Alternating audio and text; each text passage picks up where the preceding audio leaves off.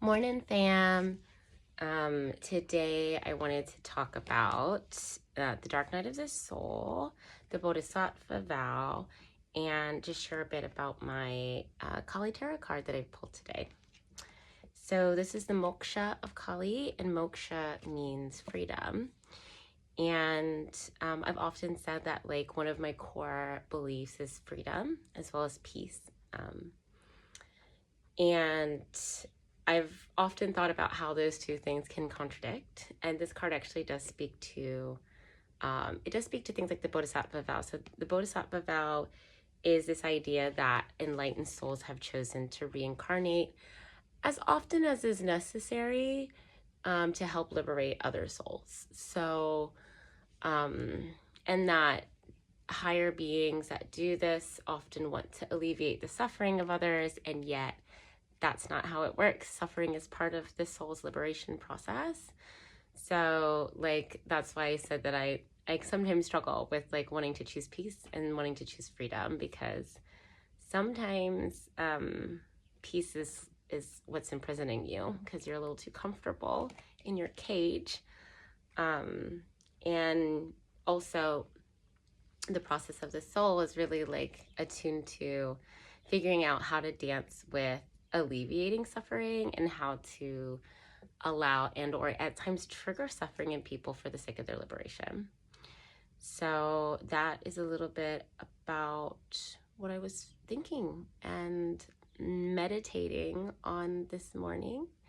And there's a couple really powerful practices. Again, I do a lot of neurohacking, so I can actually engage practices that help to alter my brain chemistry and help to induce feelings that I want, like balancing hemispheres of the brain or hyperoxygenating it to minimize depression. At the same time, like we said, suffering is part of growth, it's part of spiritual growth, part of coming into spiritual alignment. So best not to like over condition. But I thought I'd share a few.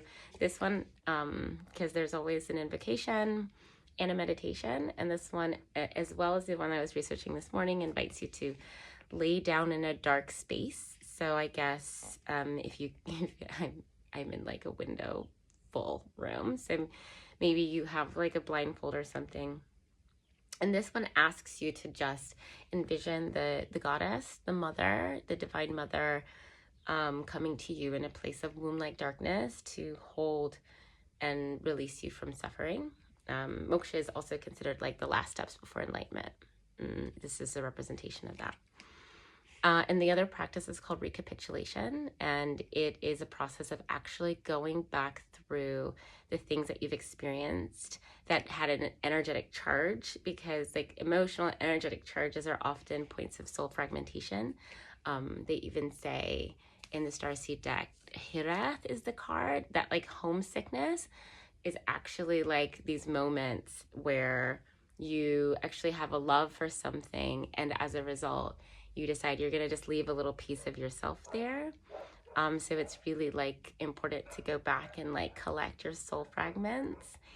And because, you know, when you're kind of not whole, it's easy for other things to attach to you.